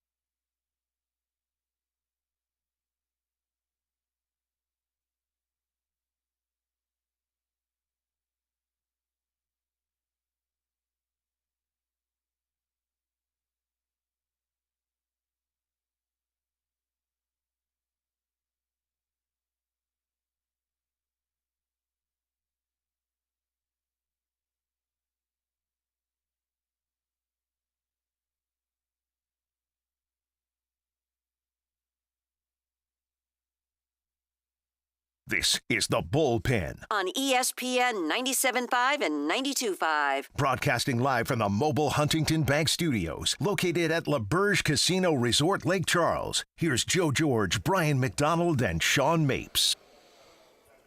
All right, final segment of the Bullpen here on ESPN 97.5 and 92.5, broadcasting live from inside ESPN Bet at LaBerge in Lake Charles. We'll be back in 2 weeks, and then we'll be back again a couple times in December. Great place to come out. I mean, honestly, the place to come out. Drive on over here. Place bets on your Texas teams. You got big parlays. Especially if you're an Aggie, apparently. Yeah, a lot of Aggies were here last night. And way more than I expected. They all seem to have a really great time. They're the 12th man, Joe. You didn't know? I mean, they deserved it last night. Might have been 13 or 14. Yeah. There's a lot of them. That's why I'm glad the UT A&M game is back on Black Friday. But I also wish it would have been a weekend that we would have been here at the same time. I don't think trying to. I don't know, convince Sean the and family. I could have handled that though. No, that'd be a lot. I think you need to tough. think of your coworkers' That's true. mental health. I was lucky that I bet on. Or I wasn't lucky. I was smart enough to bet on A&M. So we weren't in conflict. Calling you dumb? Yeah, Is that what's we happening weren't here? in conflict with the A&M fans. You know, it was testy there when Texas was down 17. And Joe tried to in the give the fourth game quarter. away. He tried to pulled give out, yeah. Well, if you didn't know, because this No one happened on knew. air. No one knew. Well, they know now because Joe pulled out his phone to get the A&M reaction to a touchdown, and I literally said seconds before, now he's going to throw a pick. Yeah. And Marcel threw a pick. Yeah. He then made a comment, what was it, about 30 minutes later? It was like, man, Kevin Gosman's rolling in this game for the Blue Jays. Boom! Home run given up to Will Smith, I think there's the another Dodgers one. catcher. No. There might have been another. Joe's a And to be curse. fair, And A&M a still won. hex. A&M still won. They still Blue won. Jays didn't. That's not my fault. It was And- 1-1. That's the Dodgers. And a 5-1. And social media never got that video. No, they did not because I Them didn't erupting. I didn't take my phone out the rest of the time. They scored 49 points. They could have. You could have it's like- busted out at any. like, I was like, I just didn't want to. I was like, I can't have this again on my conscience. Yeah. I don't want anyone to blame me for anything bad happening. Phone stays down. Joe the curse. I mean, I'm gonna be here for Bears Packers. Like, you guys can handle A&M UT. Like, you'd be fine. Nah. All right. Let's get to. It's not gonna be full, it's not It gonna just be full means of more in the Packers SEC, fans. okay? It's also not going to be full of Packers fans. That's true. I did see a Bears fan earlier. I saw Bears and Packers fans. Where, here did you already. just give them a knowing nod? I was just like, sup, So, go Bears. Man, it's going to be a tough one. Just in general, not specifically this game. just life in general as a Yeah. Bears fan. It's tough. It is tough. I know, and it's just It's like, look, being a Bears fan, being a Texans fan, like it's a hard life sometimes. it's not It's not not for the easy. weak. All right, let's get to our worst person in sports and what we loved this weekend. All right, my worst person in sports this week is myself for not reading the fine print on the tickets here, the betting slips at LaBerge Casino and Resort. So what I didn't read was the fine print on the back of the betting slip that said you have 180 days to cash in your winners. And as a result of that, I had a Nico Collins over 1,500 yards from the 2024 season. That obviously didn't go final till, second week of January, whenever the last week of the year is, and we hadn't been back to LaBerge since and making our first trip this weekend. So I went up to the betting window yesterday to try to cash in. It's like Matt looked, he was like, sorry, you got a 180-day window. Most casinos only give you 90, so bring your tickets here. Yeah. But I missed that window by a considerable margin, so that win for Nico Collins going 1,000.5, all for nothing. Wow, That's error tough. Error That's a on tough this one. guy. That's a It's tough. tough. That's why, now this is obviously different because we can drive, but with Vegas, I never do. I'm always hesitant for long-term Only way you bets. can cash out before you leave. Because you can mail it.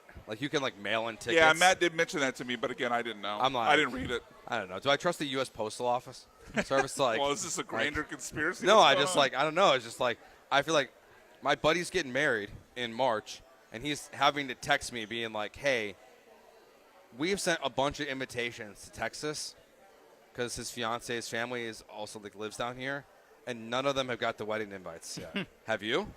I was like, yes. Maybe this is a clever way to not invite someone to a wedding. Yes. It's like, That's sorry, true. it's got lost in the I'll mail. keep That's that, true. keep It that got in my lost in the back mail. What pocket. can we do? Yeah. That's a good call. What can we do? I But, heard you're cursed. I case don't I- want you to come. It's case just I need but that. I'm like, how do I would never even think about mailing a ticket somewhere. No, it seems so. I know you can still vote by mail, so I guess Yeah. it's not surprising. You can also cashing your tickets by mail, but I would have never thought about it as a person under the age of 60. I know. As that as an option. And it's like what you mail your ticket. I'm guessing you don't get like receipt of No, confirmation. You probably just get not. you probably just get your money back at some point. I guess they just mail you a check. Yeah. I guess that's what happens. Yeah. I just like It just seems so antiquated. It would be a check. Too. Yes, it wouldn't be cash. No, it wouldn't be cash. It'd be a check. It'd have Like- to be. And then it's on the books. And now you got the IRS. I know. Yeah, no, 100%. No. Like, I want the cash so that way Uncle Sam doesn't have to know. Yeah, exactly. Not his business. I'll do my worst person in sports, but I think we can all agree Brian was the worst person in sports this Hey, week. now that's not nice. My worst person in sports, the Mafia. It's a good call. Although, if Mafia, if you're listening, I do not endorse this. Yes. These thoughts and opinions belong to Sean Mapes alone. I'm comfortable with that. 4 of the 5 families. I will say that. Only 4 of the 5 families. Not only for, gestures at the Mafia history for the last 100 years, also what's going on in the NBA, including what a Twitter user by the name of, I just pulled it down, but at let's just call him James. You can't say the Twitter I handle don't want on there. to. I don't want to. The news broke this week of the Chauncey Billups situation, and as Brian Windhorst, who lives in Nebraska, Omaha, Nebraska, was flying into L.A. to do his to do his Okay. to do a studio show for ESPN or his studio show appearances for ESPN. His plane had an emergency landing because there was a terrorist threat. And someone said, what if Brian Windhorst knows too much about the NBA Mafia investigation, and they tried to have his plane taken down? Interesting.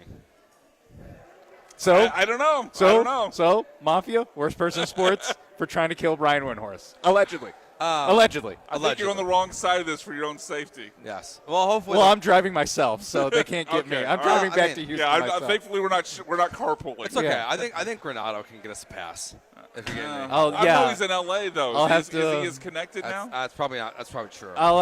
Does he have another daughter that needs to get married? I'll ask him on her wedding day for That's a favor. a hurtful stereotype. For a favor. Okay? That's a hurtful stereotype. I'm just gonna jump off yours. Like The Mafia? no, yeah, like Wow. Or Brian? No. Terry Rozier. Like I just. Those videos are amazing. I mean, they're Some of those turnovers. Yeah, I mean, Oh. honestly, all of it. Like Rozier, Jonte Porter, Emmanuel Clase. Like, can we if we're gonna do this, Can we be smarter? can we put some effort into it? Like, can we like if you're No. gonna, if I you're mean, gonna, think of how the Astros cheated. They banged a trash can. Yeah, they literally looked around what was in that Yeah. room. That's how they tried.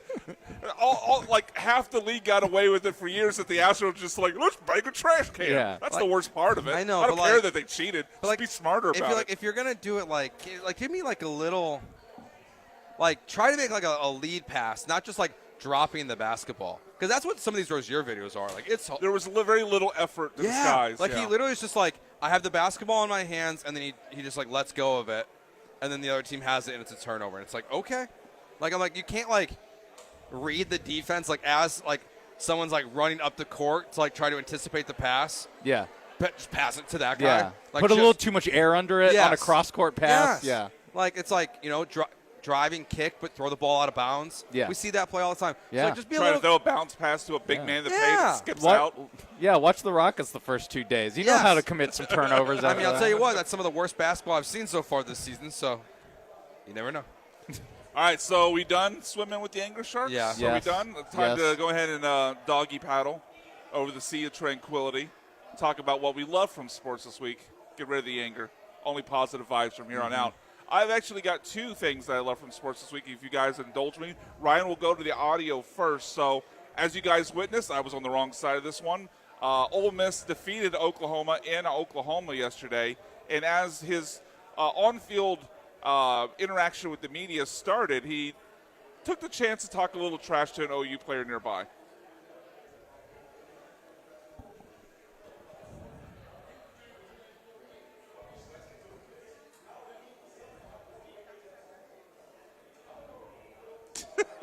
All right, you can kill it there. You can kill there. I just love letting the Oklahoma player, for some reason, if you haven't seen the video, he's just like creepily standing It's off so to the side. strange. Yeah, and Lane Kiffin's like, "You've been yapping at me, Lee, like you're going to stop us all game. We ran all over you guys." So. I was like, is he like saying like, "Hey man, I'm coming in the portal"? Like I don't know. was like, I was think very it was like weird. I think it was trying to do the like, hey, good game, coach. maybe he was just like waiting on Lane to be done. Yeah, and maybe Lane's so. like the only coach in America that would be like, oh, this guy was talking. Yeah, this took the opportunity. It's like, you know what? You could get some too. Yeah. So the other thing I love from this week, this happened on Friday night, I believe. I don't know if you guys got any action on this, but North Texas quarterback Drew Messmaker, did you guys get any action on that? I didn't get any action on it, but I saw. But I love this crazy stat. I'm sure you've already seen it, but for those who haven't, this coming from Brett McMurphy, tweeted this out. North Texas quarterback Drew Messmaker threw for 608 yards and 4 touchdowns tonight, Friday, at Charlotte. 608 yards in one game. Obviously amazing. Army, the entire team for the full season, has thrown for 599 yards this season. wow. That's awesome. In 7 games. That's in 7 awesome. games, Army's thrown for less yards than Drew Messmaker threw for in one game. Messmaker was a guy who didn't have a start in high school. Yeah, I think he was a 0-star He recruit. never started in high school. Now he's a freshman, Unbelievable. passing for 600 yards. Who's not going to be Crazy. playing in North Texas next year. Exactly. No, not at all. No shot. He's there next year. All right. Right. Oh, I'm going to go with Justin Jolie. I don't know. He's a NC State football player who did It the. doesn't matter what his name is. He did the Quote real. Rock. Thank you, Rock. But he did the real life Greg Jennings play, where yes. he Put the team on his back. put the team on his back. And let me run back the replay. It looks like he catches about the 40-yard line and about the 20, between the 25 and 20, pulls his He's hard lipping. pulls his hamstring and limps into the goal line. It limps into the end zone for a score for the Wolfpack, and he did the real life Greg Jennings. Put the team on his back. Darren Darren Chopper. The Greg. hottest hitter. Greg was tweeting about it last night. Yeah, Greg Jennings even Yeah. tweeted about it. He enjoyed What'd you love, Joe? the tip of the cap. I just love being here. I'm glad we're back. It's awesome. It's a great time. I enjoy hanging out with you guys.